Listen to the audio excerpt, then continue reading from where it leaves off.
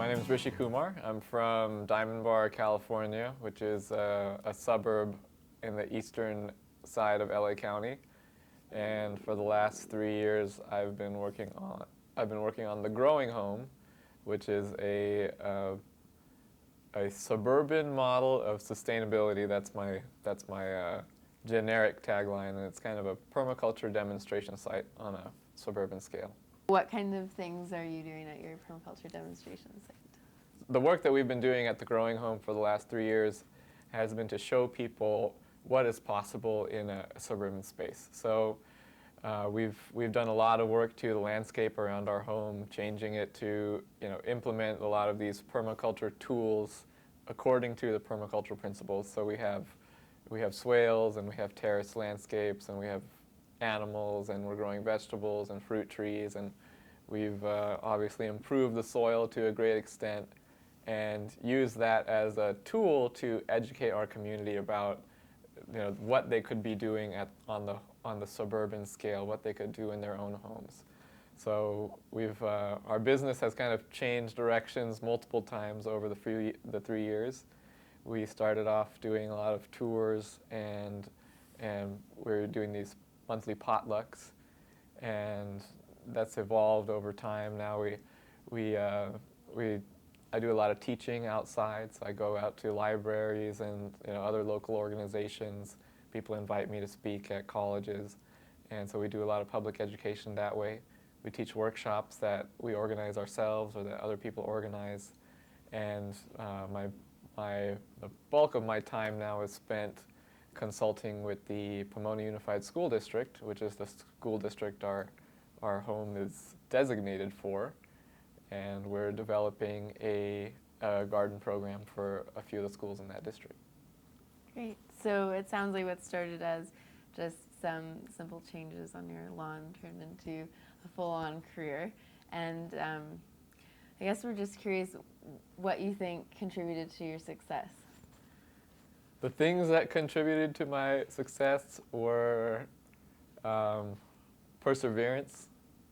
And there was many times when I hit my head up against some wall and thought the whole thing was going to come crashing down, and a lot of it is taking the time to step back and not see the walls and really kind of retreat into yourself and reflect and figure out what the ways are around the blockages that come up. And knowing that every blockage is just a stepping stone to something better. And that's been and it still happens when something comes up and I'm just like, this is, I can't overcome this, but there's always a way. And so that's been the greatest thing, is just knowing that there is a way through and just trusting that. So how did people hear about you, and how did you start to build a name for yourself? Well, I did a lot of, not self-promotion, but I promoted my business through media in the early days. I mentioned in my talk today that before we even had the grand opening, that we had a front page news article come out about us in the local newspaper, and I contacted the newspaper and told them about what we were doing, and they were excited to come out. So that was a lot of the initial stages, just calling people and telling them what we're doing, and they were excited about it, and they would come out and cover us. And now it's gotten to the point where I don't call them, they're calling me, or they want to come out and see what we're doing. So there's been a lot of local media coverage, and then having a good web presence has also been key. So having a good website, and where we have a video on the website that kind of summarizes what we're doing. It's old; it needs to be updated. My house looks nothing like that anymore, but it's still a key point on there. And then of course the Facebook and I don't do Twitter, but some of the other online communities. So in your talk, you were saying some things about what makes a good website. Do you want to talk about that a little bit?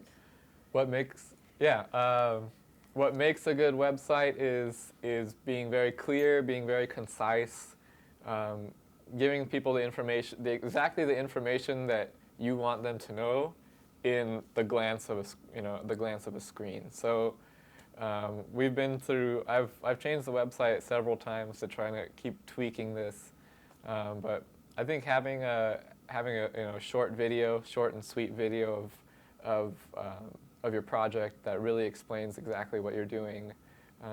Having some good pictures is really important, so people get that visual, and then having something for people to buy.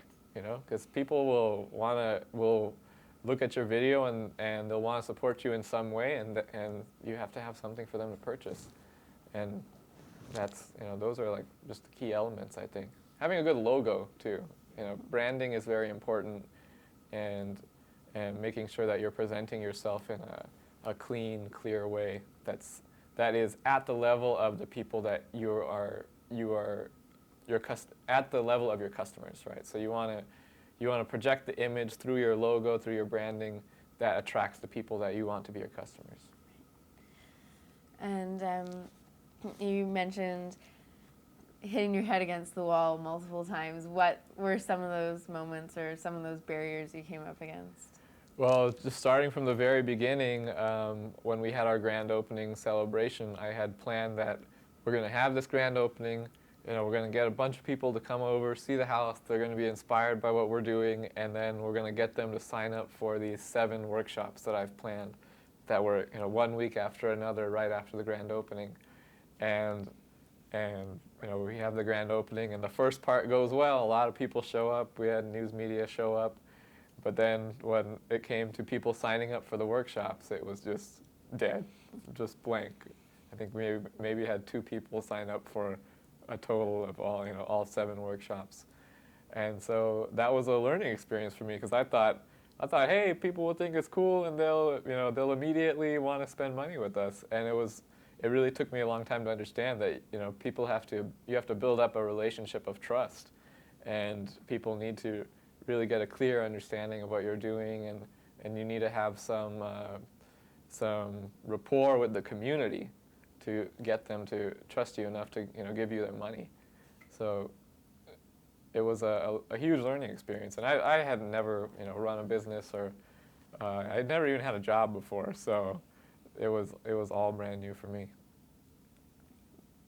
And were there any other challenges? I know the answer to that, but is there another one that you want to speak to?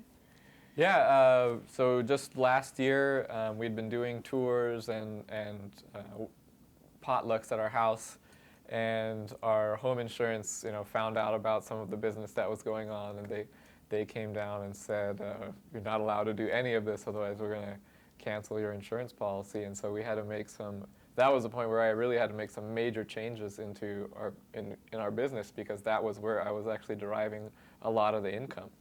And so luckily, I was able to kind of hold it together long enough and look at what my other avenues were, and that's when I ended up getting the job with the Pomona School District, which has really been amazing and a great learning experience for me, and a great way to grow out of the space of the house into the community.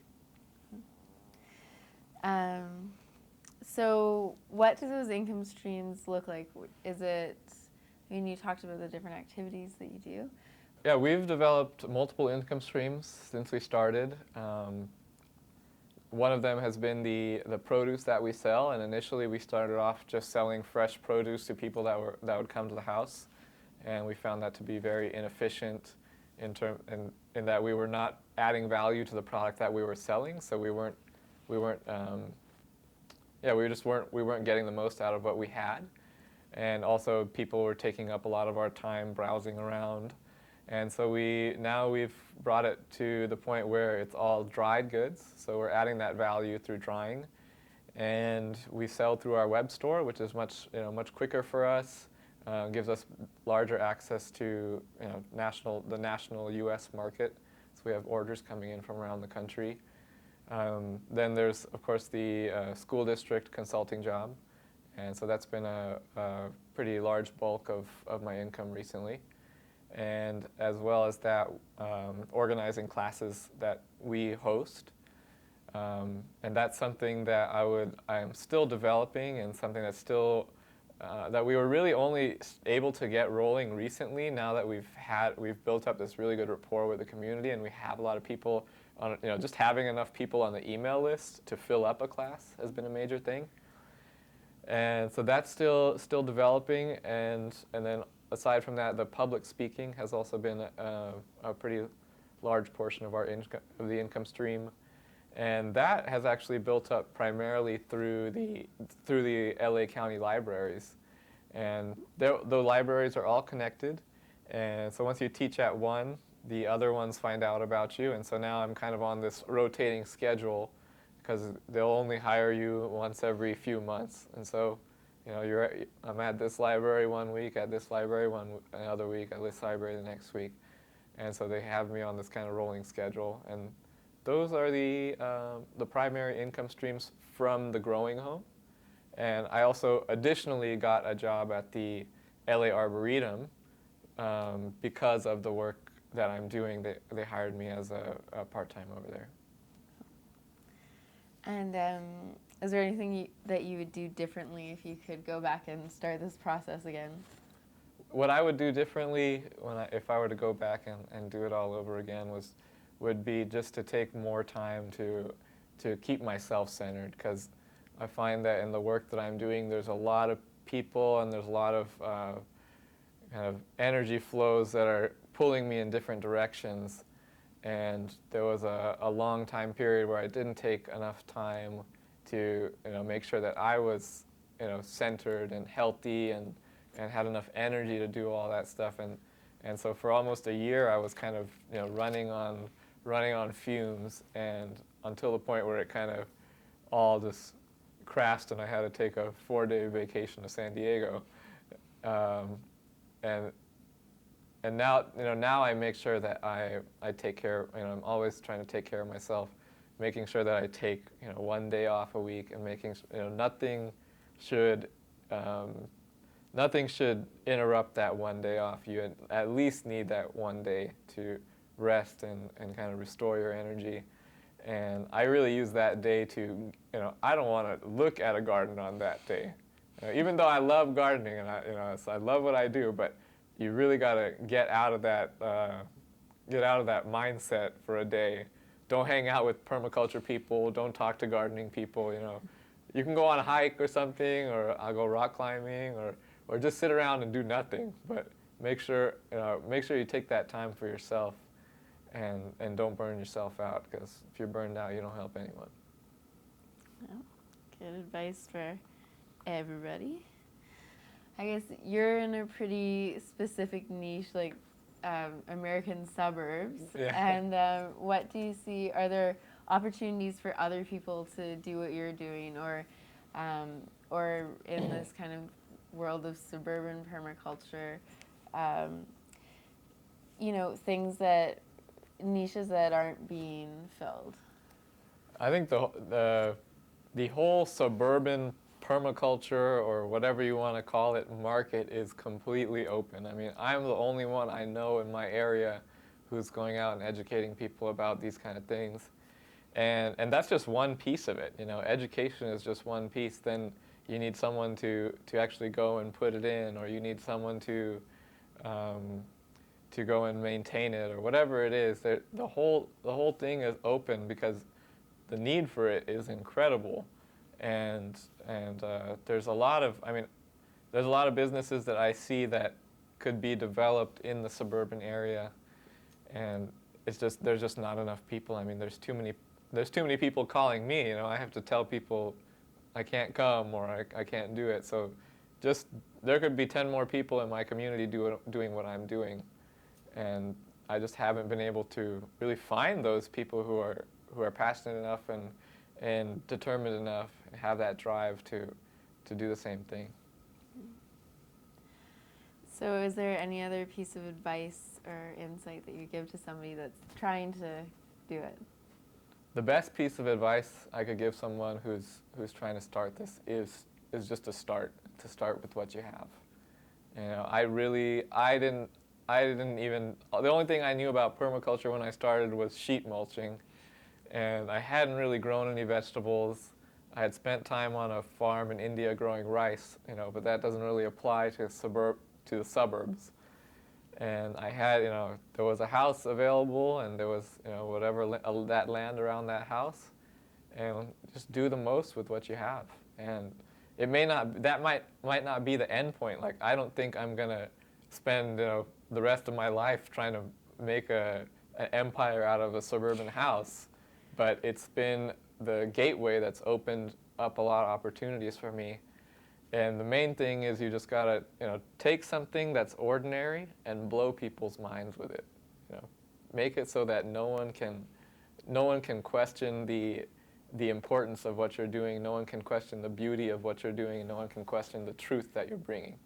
There's one thing you mentioned in your talk about one of the ways that you've been able to appeal to people in the suburbs is you're not using a lot of jargon. You're staying pretty simple and safe in your use of language and that kind of thing, and how you label your workshops. Do you want to talk about that a little bit? Yeah. When I teach my workshops or when I'm talking to people, I make sure I'm speaking their language. Because if you start talking about swales and berms and zones and sectors, no one's going to know what the hell you're talking about. And you really got to make sure that you're on their, you're speaking their language, you're on their level. It's like, when sometimes a scientist or a professor comes up to you and they talk about their work and you have no way of following them, that's the same thing you do to a suburban person when you start permaculture speak. So that's really important to get your vocabulary right. And I try to be very direct with the vocabulary that I use and even how we advertise what we're doing. So I don't say I don't call this permaculture gardening. I don't call it food forest gardening, because that doesn't make sense. No one can visualize that without having seen it. So what's the words I use? I say natural food garden. That explains exactly what I'm doing. It's clear. It's concise, right? I'm gonna garden. I'm gonna grow food in a garden like nature, natural food garden.